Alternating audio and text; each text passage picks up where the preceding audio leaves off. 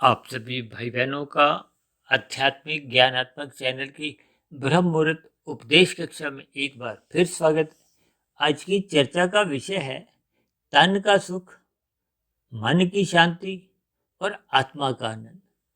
इन सभी पंक्तियों के सामने हमने देखिए कुछ अंकों के साथ एक प्रतिशत का अनुपात लिखा है। तन का सुख के साथ हमने 1% लिखा है, मन की शांति के साथ हमने 10% लिखा है और आत्मा का आनंद के साथ हमने 100% लिखा। और तीसरी बात, तन का सुख को हमने देखिए काले रंग से दर्शाते हुए इसको तमोगुण से जोड़ा है, क्योंकि शास्त्रों में ही आपके हमारे स्थूल शरीर तामसी कहे गए हैं। ये पृथ्वी जल अग्नि वायु आकाश का बना है। इसके जो सूक्ष्म भूत है जिसके कारण आपके हमारे स्थूल शरीर का निर्माण होता है माता के गर्भ में, वो 5 भोग विषय हैं, गंध रस रूप स्पर्श और शब्द, जिनके कारण आपके हमारे स्थूल शरीर जो कि पृथ्वी जल अग्नि वायु आकाश का बना है उसका निर्माण होता है। इसीलिए तो गंध रस रूप स्पर्श और शब्द को सूक्ष्म भूत भी कहा जाता है, विषय भोग भी कहा जाता है। तकनीकी रूप से शास्त्रों में इसको तन्मात्रा भी कहा गया। इनका देखिए आपस में सजातीय संबंध है। जबकि स्थूल शरीर की जो कर्मेंद्रियां हैं या ज्ञानेंद्रियां, उनको गोलक कहा जाता है। स्थूल शरीर की जो ज्ञानेंद्रियां हैं, नाक जिब्या आंख त्वचा कान, इनसे हम 5 भोग्य विषयों के सुख लेते हैं और इन भोग्य विषयों की प्राप्ति के लिए हम पुरुषार्थ करते हैं, कर्म करते हैं, जो कि हाथ पैर वाणी लिंग गुदा कहलाते हैं। ये 5 कर्मेंद्रियां हैं। ये गोलक स्थूल शरीर के स्तर पर शास्त्रों में बताई गई। इसी तरह आपका हमारा देखिए सूक्ष्म शरीर होता है जो कि 17 तत्वों का है। 5 भोग्य विषय, 5 सूक्ष्म ज्ञानेंद्रियां, 5 सूक्ष्म कर्मेंद्रियां, जो गोलकों को शक्ति प्रदान करती है। लेकिन मुख्य रूप से देखिए मन और बुद्धि कहलाते हैं। ये मन और बुद्धि का अभिप्राय क्या है? मन बुद्धि के अधीन है और ये जो स्थूल शरीर की जो कर्मेंद्रियां या ज्ञानेंद्रियां हैं, ये सभी के सभी मन के अधीन गई है। इसी को तो भगवान श्री कृष्ण ने गीता में अर्जुन के रथ के जो 5 घोड़े हैं उनको 5 भोग्य विषयों से जोड़ते हुए उन घोड़ों की लगाम यानी कि मन को अपने हाथ में रख के, यानी कि मन को बुद्धि के अधीन रखना अनिवार्य है। अक्सर शास्त्रों में ऐसा बार बार जगह जगह कहा गया है कि मन ही बंधन का कारण है, मन ही मोक्ष का कारण है। क्योंकि मन यदि संसार में लग जाता है विषय भोगों की गलियों में, यानी 5 भोग्य विषयों को रसपूर्वक जब भोगने लगता है, इंद्रियों को एक खुली छूट दे देता है, तब ऐसी स्थिति विशेष में यदि बुद्धि का नियंत्रण मन के ऊपर नहीं होता, देखिए बुद्धि सात्विक भी होती है, राजसी भी होती है और तामसी भी होती है। अब सात्विक बुद्धि का ही मन के ऊपर नियंत्रण हो पाता है। सात्विक बुद्धि बढ़ती है जब मनुष्य सत्संग करता है, जब मनुष्य विषय भोगों में अधिक रुचि लेता है, राजसी बुद्धि बन जाती है। तब ऐसी स्थिति विशेष में मन और बुद्धि में एक दोस्ती बन जाती है और विषय भोगों में फिर मन और बुद्धि दोनों लगने लगते हैं, जिसके फलस्वरूप मनुष्य संसारी 5 भोग्य विषयों को रसपूर्वक भोगता रहता है। जबकि शास्त्रों में एक बात और कही गई कि कोई भी भोग विषय अंतोगत्वा आपको हमें दुख देता है। अब देखिए उदाहरण के लिए, जब हम पहला रसगुल्ला खाते हैं तो आपको हमें अच्छा लगता है, दूसरा कम अच्छा लगता है, तीसरा उतना अच्छा नहीं लगता और चौथा पांचवा दुख देता है। इसका कारण क्या है कि भौतिक प्रकृति के जितने भी सुख हैं ये एक सीमा तक ही सुख देते हैं। फिर उस सीमा के बाद भी यदि हम उस भौतिक सुख को छोड़ते नहीं हैं, निरंतर लेते रहते हैं, तो फिर वो दुख का कारण बनते हैं। ये देखिए भौतिक प्रकृति के सुखों का ऐसा एक स्वभाव है।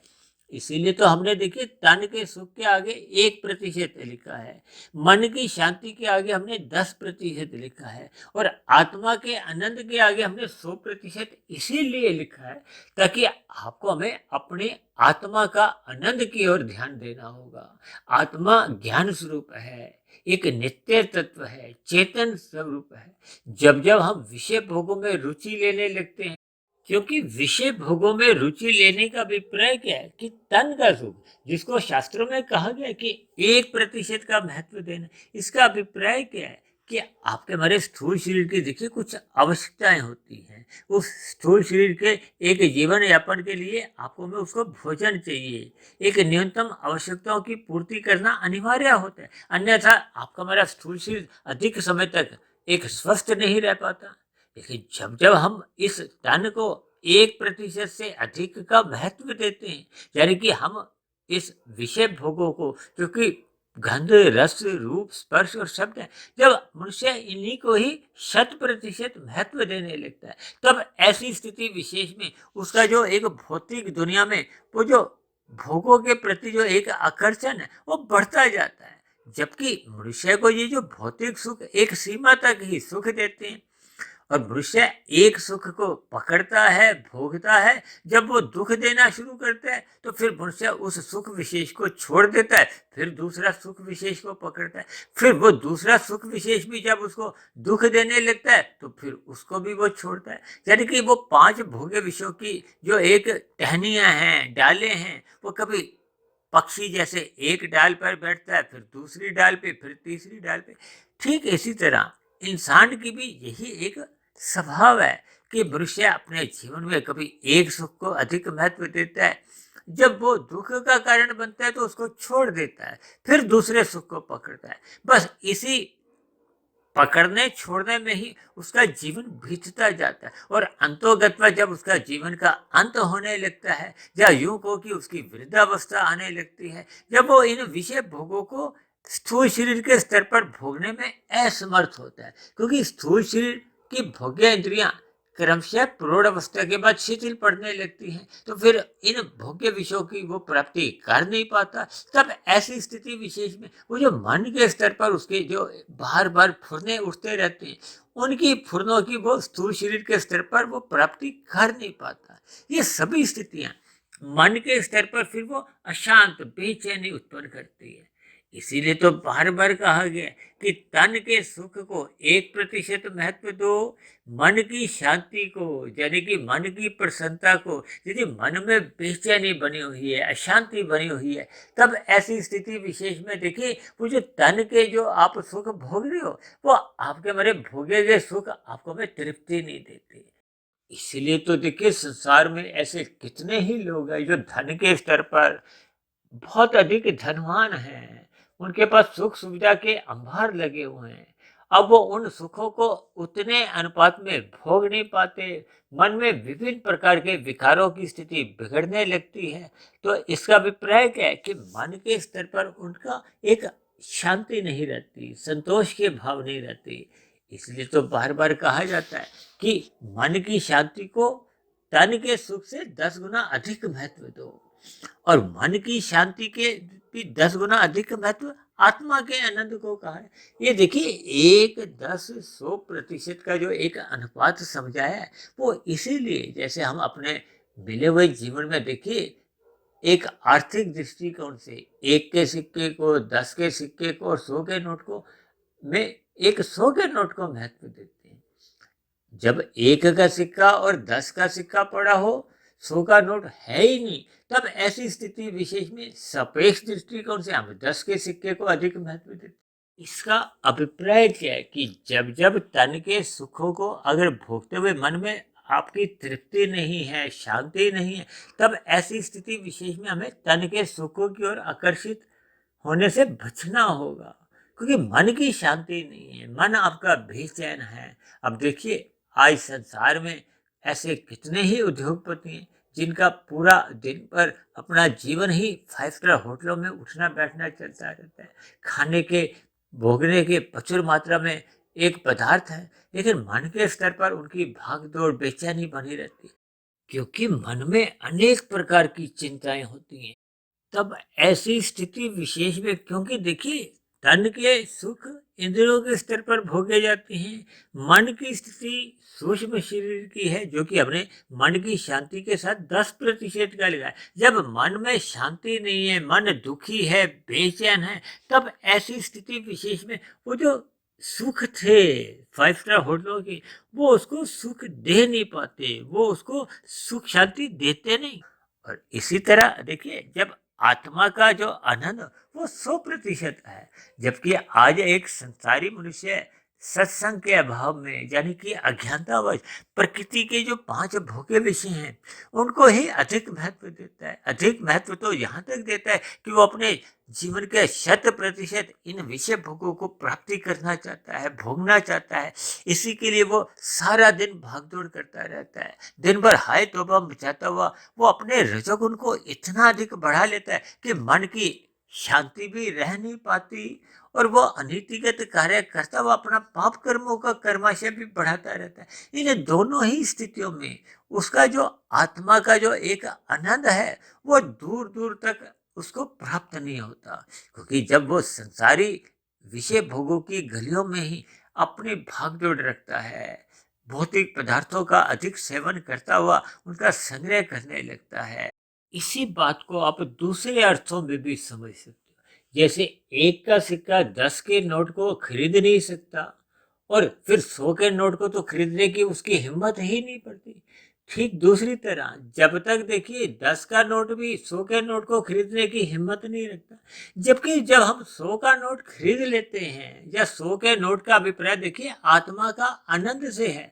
जब जब 100 रुपए का हम अपने हाथ में नोट रख लेते हैं तो 100 के नोट में देखिए 10 रुपए का मूल्य भी अपने आप ही आ जाता है। उस 10 रुपए के मूल्य में देखिए 1 रुपए का जो एक सिक्का है या जो भी है वो तीनों ही स्थितियां, यानी कि आत्मा के आनंद में मन की शांति भी बनी रहती है और तन का सुख जितना इस स्थूल शरीर के लिए आवश्यक होता है वो सहज ही तन का सुख भी उसको मिलता रहता है। इनके देखिए हमें भावार्थ समझने होंगे, यानी कि तन के सुख को हमने 1% से अधिक महत्व कभी भी नहीं देना। मन की शांति को हमने 10% महत्व देना है। और जहाँ आत्मा के आनंद की बात आती है, परमात्मा की बात आती है, क्योंकि परमात्मा ही एकमात्र आनंद स्वरूप सत्ता है। भौतिक प्रकृति तो देखिए द्वैत है, यहाँ सुख और दुख की स्थितियां एक पूर्ण रूप में बनी ही रहती हैं। यहाँ सुख घंटों के हिसाब से आते हैं, दुख महीनों के हिसाब से आते हैं। या यूं भी कह सकते हो कि भगवान श्री कृष्ण ने तो गीता में ही बार बार कहा है कि भौतिक माया दुखालय है या दुख बने रहते हैं। इसलिए मुझे कुछ ऐसा प्रतीति याद आ रहा है कि मैंने कुछ समय पहले एक ऐसा वीडियो बनाया था जिसमें मैंने कहा था कि इस जगत में बड़े दुख के बाद जब छोटे दुख आते हैं तो उन छोटे दुखों में ही सुख की एक भ्रांति होती है, प्रीति होने लगती है। यानी कि इस जगत में बड़े दुख और छोटे दुख ही रहते हैं, सुख वो केवल छोटे दुखों में ही आपको में महसूस होने लगता है। इन सभी स्थितियों के हमें भावार्थ समझने होंगे। अपने मिले हुए जीवन के अवसर का लाभ उठाते हुए हमें परमात्मा की भक्ति करनी होगी, हमें कर्म योग में स्थित रहना होगा, हमें ज्ञान योग की बारीकियों को समझना होगा। ये सभी स्थितियां जब आपके हमारे जीवन में परिपक्व रूप में बनने लगती हैं, यानी कि कर्म योग आपके हमारे स्वभाव में आ जाता है, ज्ञान योग में आपका हमारा जीवन चलता है, तो फिर सहज ही भक्ति योग की स्थितियां आरंभ हो जाती हैं। क्योंकि भक्ति को अपने आप ही देखिए एक योग की स्थिति है और जब भक्ति के साथ योग जुड़ जाता है तो फिर वो महायोग बन जाता है। इन सभी स्थितियों पर हमें ज्ञान पूर्वक चिंतन करते हुए अपने मनुष्य जीवन के महत्व को समझते हुए हमें ब्रह्म मुहूर्त में उठना होगा।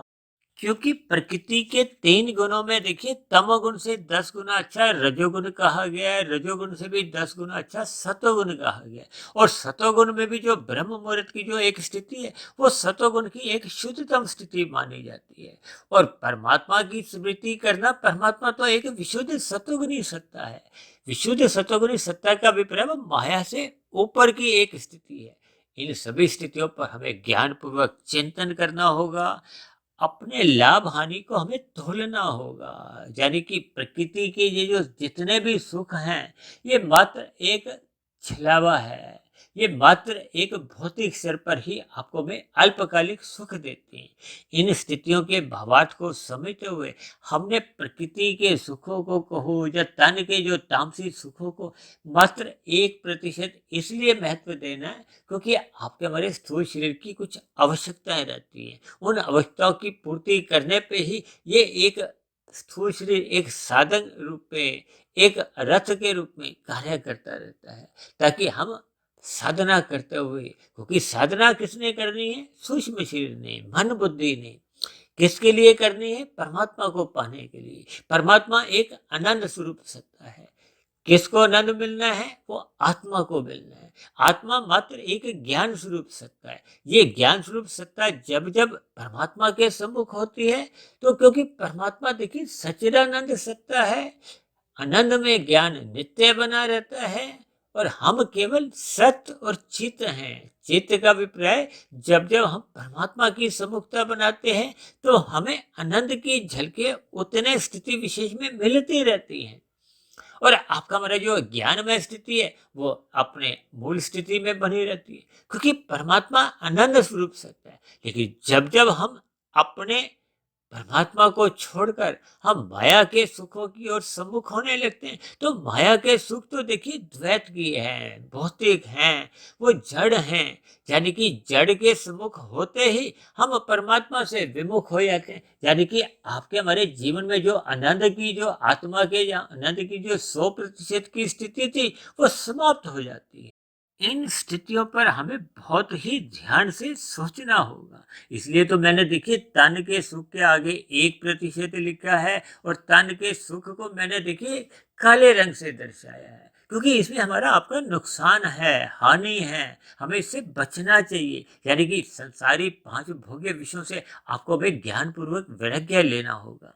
अब दूसरी स्थिति में देखिए मैंने मन की शांति को एक 10% से जोड़ा है। ये एक मध्यम स्थिति है। इसका अभिप्राय क्या है कि जब जब मन की स्थिति की तुलना सापेक्ष दृष्टिकोण से संसारी सुखों से ली जाती है, तब ऐसी स्थिति विशेष में भी आपको मैं संसारी सुखों से अधिक महत्व मन की शांति को देना होगा। अब मन की शांति को यहाँ महत्व देने का अभिप्राय क्या है कि मनुष्य को छल कपट, ठगी, हेरा फेरी जैसे अनीतिगत कार्य करने से बचना होगा, क्योंकि जब जब मनुष्य अनीतिगत कार्य करता है, दूसरे के साथ छल कपट, ठगी, हेरा फेरी करता है, ये सभी स्थितियां पाप कर्म की है। अनीतिगत कार्य करते समय देखिए किसी के भी आत्मा उसको शाबाशी नहीं देती, उसको बार बार रोकती है, मत करो ये पाप कर्म, मत करो ये पाप कर्म। यानी कि उसके मन की आवाज को हो, आत्मा की आवाज को हो, परमात्मा की आवाज, उसको बार बार पाप कर्म करने से रोकती है। मनुष्य पाप कर्म करता क्यों है? संसारी विषय भोगों की एक सुख प्राप्ति के लिए। यानी कि जब जब आपके हमारे मन की शांति बिगड़ने लगती है, और जब मन की शांति तब तब बिगड़ती है जब जब हम अनीतिगत कार्य करते हैं, जब जब हम सतोगुण का एक साथ छोड़ देते हैं। क्योंकि 4 पुरुषार्थ कहे गए हैं, धर्म, अर्थ, काम, मोक्ष। देखिए मोक्ष की प्राप्ति तो फिर वो आनंदमय स्थिति है। उससे पूर्व की देखिए आपके हमारे धर्म की स्थिति है, और धर्म को हमने अर्थ और काम को एक नियंत्रण में रखना होता है। ये धर्म एक ब्रेक है, एक सतोगुण की स्थिति है, एक नियंत्रण की स्थिति है। यदि आपके हमारे कार में ब्रेक ही नहीं है, तो फिर दुर्घटना तो होगी। इसका अभिप्राय क्या है कि जब जब आपके हमारे जीवन में धर्म नहीं है, अधर्म की स्थिति प्रवेश कर जाती है, पाप कर्म होने लगते हैं, यानी कि आपका हमारा धन कमाने की अनीतिगत कार्य आरंभ हो जाते हैं। आपके हमारी विषय भोगों की कामनाएं एक बड़े स्तर पर बनने लगती है। तो ये सभी स्थितियां आपके हमारे मन को बेचैन करती है। यानी कि जब जब हम अनीतिगत कार्यों से छल कपट, ठगी करते हैं, तो भी आपका हमारा मन दुखी होता है। इसलिए मेरी आप सभी भाई बहनों से विनती है कि इस आज के वीडियो के चित्र को अपने मन मस्तिष्क पर बैठाते हुए इस सूत्र को हमें दिमाग में रखना होगा। अपने जीवन के लाभ को प्रथम स्थान देते हुए हमें परमात्मा की सम्मुखता बढ़ानी होगी, क्योंकि परमात्मा ही एकमात्र आनंद स्वरूप सत्ता है, और परमात्मा के आनंद की प्राप्ति के लिए हमें सत्संग करना इसलिए अनिवार्य है क्योंकि वो सतोगुणी स्थिति बनती है। सत्संग का अभिप्राय सतोगुण का संग करने से है। ब्रह्म मुहूर्त में उठने का अभिप्राय क्या है कि वो सतोगुण की एक विशेष स्थिति होती है, वो प्रकृति का एक ब्रह्म मुहूर्त का समय होता है। अब दिन में तो फिर देखिए फिर त्रेता युग आ जाता है, फिर द्वापर युग आ जाता है, और शाम को सूर्य ढलने के बाद तो देखिए कलयुग की स्थितियां उत्पन्न होने लगती हैं। इन सभी स्थितियों के आपको मैं ज्ञान पूर्वक भावार्थ समझने होंगे। जैसे एक साधारण मनुष्य चाहता है ना कि वो परीक्षा में 100% नंबर लाए, इसी तरह तो हम देखिए अपने संसार में भी सदा ही पूर्ण सुख चाहते हैं, परम सुख चाहते हैं, उसमें दुख का लेश मात्र भी नहीं चाहते, और वो भौतिक प्रकृति में है ही नहीं। इसलिए तो देखिए आज हमने तन के सुख को या भौतिक सुखों को 1% का कहा है, मन की शांति के लिए हमने 10% का एक सूत्र दिया है, और आत्मा के आनंद के आगे हमने 100% का दिए। इस सूत्र को मनुष्य अपने मिले हुए जीवन में जितनी जल्दी स्वीकार कर लेता है, उसके जीवन में उतने जल्दी ही ये आनंद की अनुभूति कहो, आनंद की झलकें सहज ही उसके जीवन में प्रवेश करने लगती हैं। तो इन सभी स्थितियों को आप ज्ञानपूर्वक अपने मन मस्तिष्क के स्तर पर बिठाइए।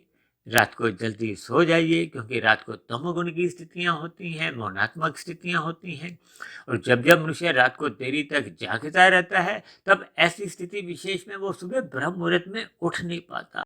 इसका अभिप्राय क्या है कि रात को मनुष्य देखिए अपनी हानि करवा लेता है, और सुबह जब लाभ कमाने की स्थितियां होती हैं तो मनुष्य सोया रह जाता है, उठ नहीं पाता। इन सभी स्थितियों पर आपको हमें चिंतन करना होगा, क्योंकि मनुष्य जीवन शुद्ध कमाई करने के लिए मिला है। शुद्ध कमाई आपके हमारे कारण शरीर की शुद्ध करने की स्थिति से लिया जाता है, क्योंकि कारण शरीर में जैसे जैसे बुरा कर्माशय बढ़ता है, बुरे संस्कार बनते हैं, तो वो आपके हमारे हानि की स्थिति है। जब ये हानि एक 50% से अधिक की हो जाती है, यानी कि पाप कर्मों का कर्माशय बढ़ने लगता है, तब ऐसी स्थिति विशेष में मनुष्य की मरने के बाद अधोगति की स्थितियां, यानी कि नीचे की जो 80 लाख प्रकार की योनियां हैं, उनमें मनुष्य को जाने को बाध्य कर दिया जाता है।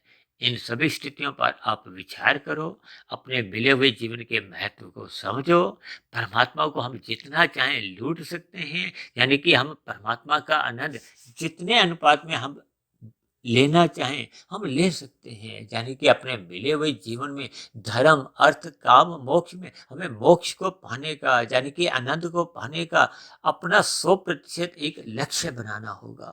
यानी आनंद को पाने का लक्ष्य बना लेने में ही आपके हमारे जीवन की एक समझदारी है, एक सफलता है, जीवन की एक सार्थकता है। तो ऐसी सभी शुभ स्थितियां आप सभी भाई बहनों के जीवन में भी जल्द से जल्द बनने लगें, ताकि आपका हमारा जीवन सफल हो, सार्थक हो।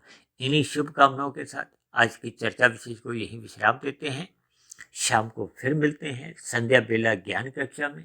तब तक आप अपने आध्यात्मिक मित्र सुधीर भाटिया फकीर को इजाजत दें। आप सभी भाई बहनों की सात्विक स्थिति मजबूत होती जाए, ताकि परमात्मा को पाने का लक्ष्य कहो, आनंद को पाने की एक स्थिति कहो, वह आपके हमारी बनती जाए। तो इन्हीं शब्दों के साथ अब चर्चा विशेष को यही विश्राम देते हैं। वीडियो संबंधित आपके मन में यदि कोई प्रश्न हो, मेरे आध्यात्मिक ज्ञानात्मक चैनल के प्रति आपके मन में कोई सुझाव आ रहा हो, या मेरी कहे गए शब्दों पर आपको किसी प्रकार की कोई शिकायत हो, आपत्ति हो, इन सभी बातों को आप नीचे दिए गए कमेंट्स बॉक्स पर जाकर अपना प्रश्न, अपने सुझाव या अपनी आपत्तियों को भी आप नीचे लिख सकते हो। तो चर्चा विशेष को सुनने के लिए आप सभी भाई बहनों का बहुत बहुत धन्यवाद।